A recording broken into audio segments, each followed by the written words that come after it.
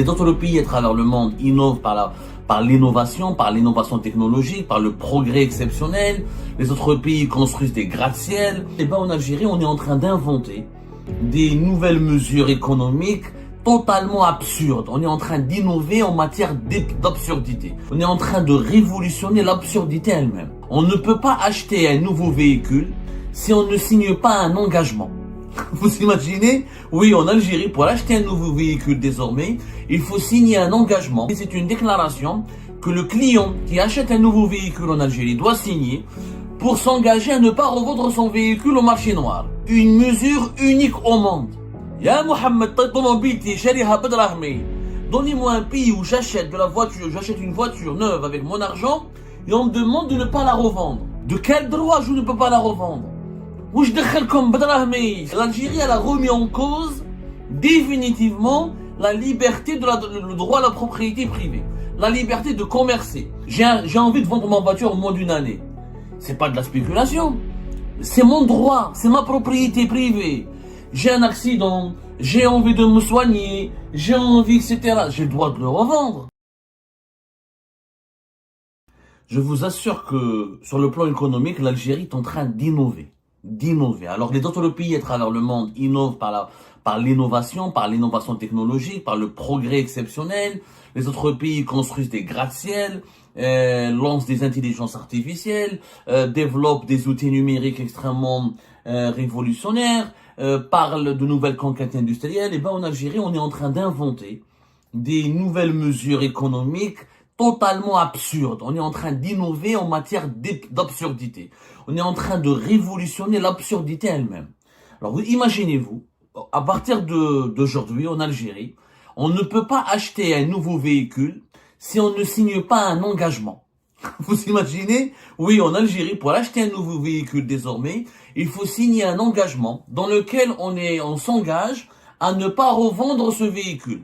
Et à ne pas le revendre et à ne pas, officiellement, il s'agit d'un engagement contre la spéculation ou le courtage. En réalité, c'est une déclaration que le client qui achète un nouveau véhicule en Algérie doit signer pour s'engager à ne pas revendre son véhicule au marché noir.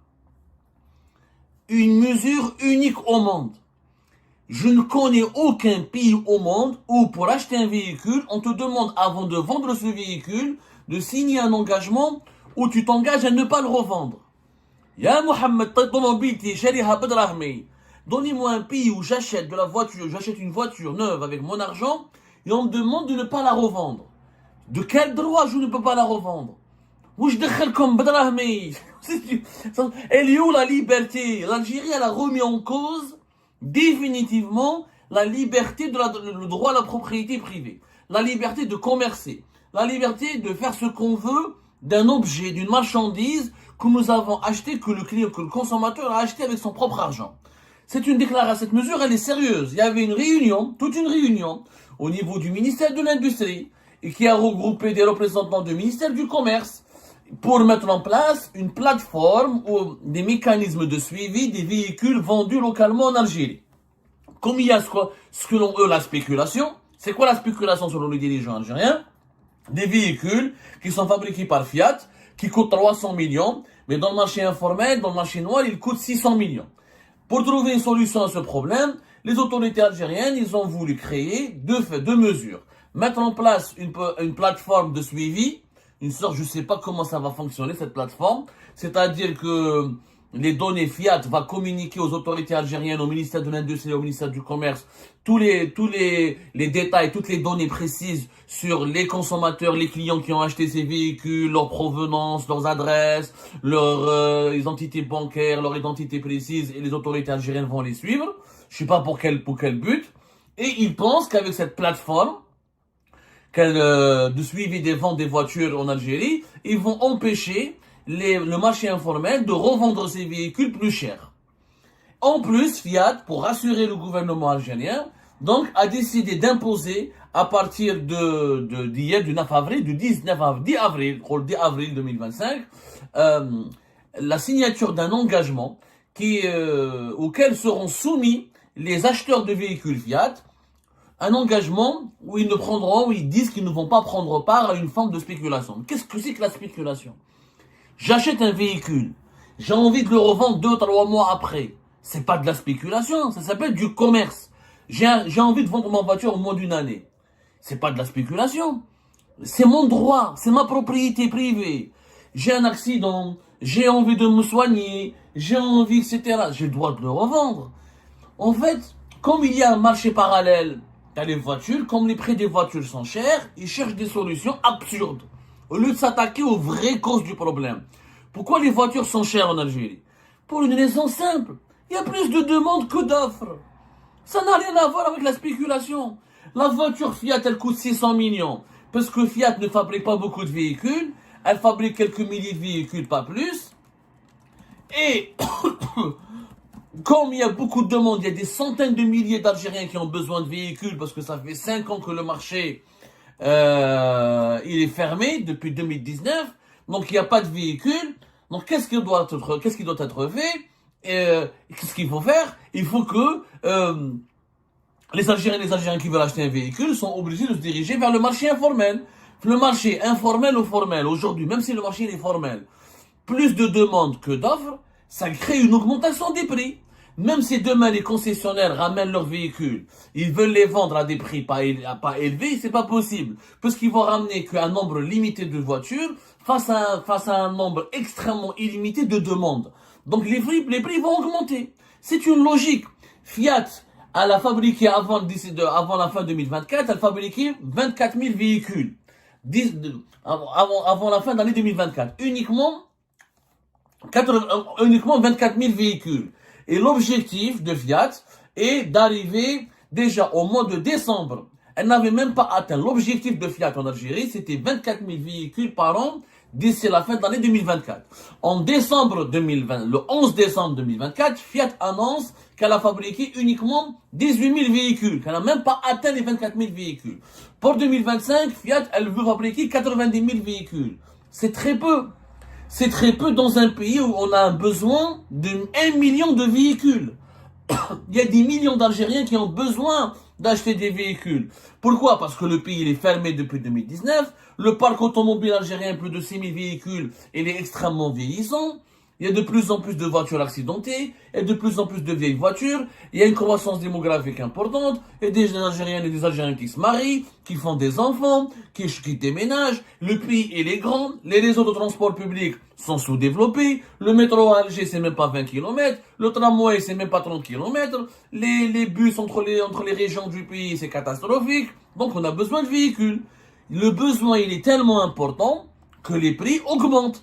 Parce qu'il y a une pénurie. C'est la pénurie des voitures qui cause l'augmentation des prix. Ce n'est pas la spéculation. Arrêtez de se foutre de notre gueule. Le gars qui va signer un engagement pour ne pas revendre sa voiture, est-ce qu'il va mécaniquement influencer les prix? Bien sûr que non. Bien sûr que non. Même si je revends pas ma voiture, même si le gars qui achète Fiat ne revend pas le même avec Doblo, le Fiat là en ce moment commercialise surtout des véhicules utilitaires. Alors qu'en Algérie, on a besoin énormément de véhicules, surtout de véhicules touristiques. Et Fiat ne fabrique pas beaucoup de voitures. Ils devaient fabriquer 70 000 véhicules en 2024. Ils n'en ont fabriqué que 24 000. Et encore, jusqu'à la deuxième semaine de décembre, ils n'en ont fabriqué moins de 20 000, 18 000.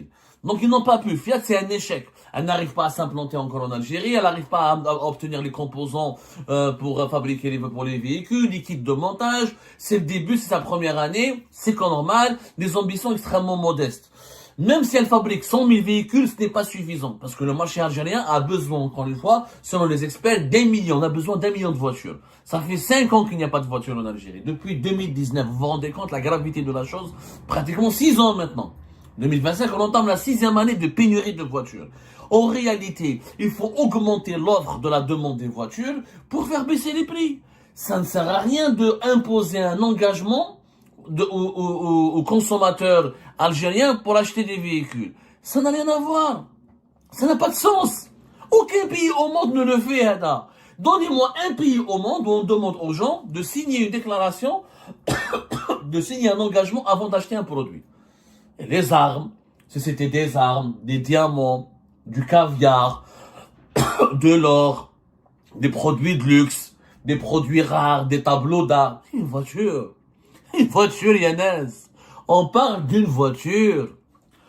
Vous vous rendez compte de la gravité de la situation dans laquelle on se retrouve? On parle de voiture. C'est pas normal. C'est illogique.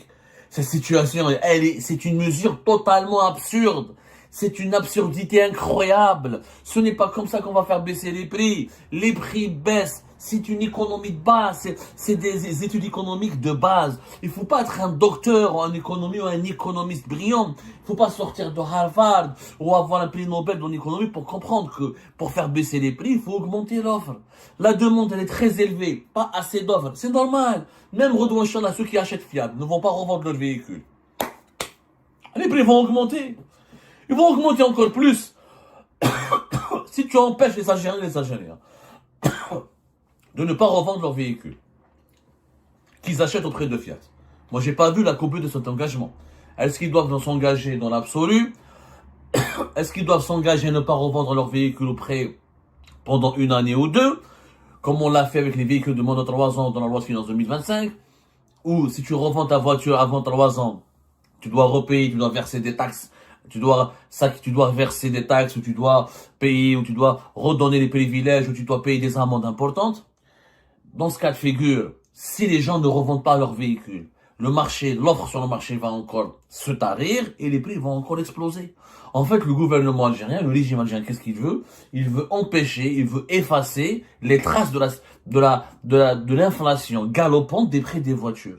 Mais c'est pas en effaçant les traces de l'inflation que cette inflation sera effacée pour de même. Les voitures seront toujours chères. Pour que les prix baissent, il faut qu'il y ait plus que d'usines. Pas uniquement Fiat.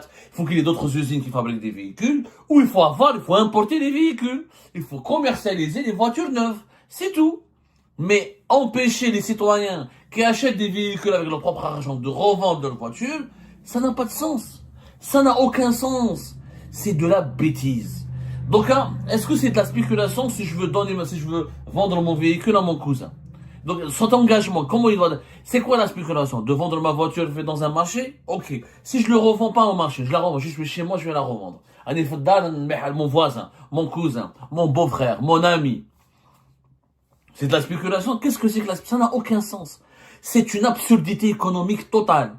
Et cet engagement auquel seront soumis les clients de Fiat dévoile que l'en Algérie, elle est devenue un pays déréglé. La voiture est devenue un luxe. La voiture est devenue pire, je sais pas, on dirait des armes. On parle de tête nucléaire, je sais pas quoi. On est en train de parler d'un programme extrêmement prestigieux ou d'un objet extrêmement prestigieux, extrêmement rare.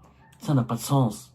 Il y en a, c'est le les dirigeants, deux ministères, pour aboutir à 2 ministères ont été mobilisés. Vous vous rendez compte, j'y crois pas. 2 ministères. Les cadres de ces 2 ministères, de l'industrie et du commerce, ont été mobilisés, ont été embrigadés, pour leur demander de trouver des mesures contre la spéculation des prix des voitures. Et c'est quoi la mesure? Une plateforme de suivi. C'est génial. On est sacrément avancé. Donc on va suivre les gens qui achètent des véhicules. Et en quoi ça va contribuer à la baisse de ces voitures? On ne sait pas. Et un engagement que les gens qui achètent des Fiat ne doivent pas revendre leurs voitures. C'est magnifique, c'est incroyable. Et c'est comme ça que les prix des voitures vont baisser?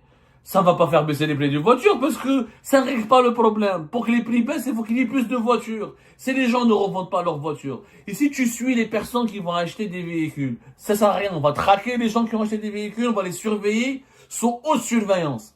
Les clients qui achètent des voitures neuves en Algérie sont placés sous haute surveillance. On dirait des membres des terroristes, ou là des agents subversifs, ou là des diplomates étrangers qui viennent en mission suspecte en Algérie. Oh, ça n'a aucun sens. Mais on est en plein délire. On est en plein délire. On nage en plein délire et personne ne vient leur dire, il y en a c'est la noblesse. Il y en a c'est l'anbi. Il y en a c'est khafou rabbi. Chaque coup de délo, ça n'a aucun sens. Ça n'a aucun sens. Rak te bête qui ont acheté des véhicules. Ok. Il va la revendre. Tu vas l'arrêter, tu vas le mettre en prison. Ok. Le prix de la voiture va baisser. Il va pas baisser. Ben, il va pas baisser parce qu'il y a toujours plus d'offres. Il y aura plus de demandes que d'offres. Il y aura toujours plus de demandes que d'offres. Fiat va vendre à 300.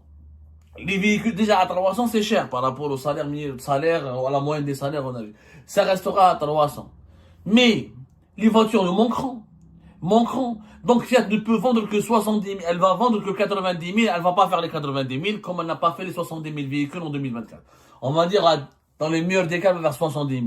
Il n'y aura que 70 000 personnes qui auront des véhicules. Dans un pays de 47 millions d'habitants. Dans un pays où il y a 1 million de personnes qui ont besoin de véhicules. Donc les autres seront frustrés, ils trouveront pas, ils seront obligés de trafiquer, et ça restera toujours cher. Ça restera, la voiture sera toujours chère. Le problème, c'est pas la spéculation. Le problème, c'est les prix sont excessivement élevés parce qu'il y a une pénurie. C'est la pénurie qui est le problème. C'est pas la spéculation, il y a une pénurie. Pour qu'il n'y ait pas de pénurie, il faut qu'il y ait des voitures disponibles. Pour qu'il y ait des voitures disponibles, on les importe, on les fabrique localement. On ne peut pas les fabriquer rapidement localement puisqu'on a fermé le pays, on a fermé les usines de montage pendant 4 ans, de 2019 jusqu'à 2024. L'usine Fiat a commencé qu'à la fin de l'année 2024. Donc, c'est quoi la solution? Il faut importer. On attend donc que les usines de montage commencent. Et il faut des vraies usines de montage. Pas des usines comme la Fiat inaugurées en urgence le 11 décembre 2023 avec des capacités de production très faibles. Il faut des projets industriels. Il faut relancer les anciens projets de Renault qui est prête, qui a déjà de l'expérience, qui a déjà du savoir-faire. Renault Oran. Et relancer Hyundai, relancer Kia, maintenant. C'est ça la connerie. On a fermé, encore une fois, on a fermé les usines de montage pendant 5-6 ans. On a empêché les importations. Qu'est-ce qu'on a créé? On a créé une situation explosive et inédite dans l'histoire de l'économie moderne où la voiture en Algérie aujourd'hui, c'est l'un des pays, à l'exception des pays en guerre comme le Yémen ou d'autres, etc., ou le Soudan, etc., l'Algérie, c'est le pays où la voiture est la plus chère au monde. Une voiture qui a 15 ans, 20 ans, elle coûte 3 000, 4 000 euros, alors que, au moment de son achat, elle coûtait déjà 4 000 euros. C'est du jamais vu. On nage en plein délire. Au lieu de travailler sur l'offre, au lieu d'accepter d'importer des véhicules, au lieu de négocier en urgence et de débloquer ou de relancer les anciens projets de production de véhicules comme le projet de Renault à Hollande, on est en train de colmater les brèches par des mesures absurdes, délirantes, qui font rire et qui ridiculisent notre pays.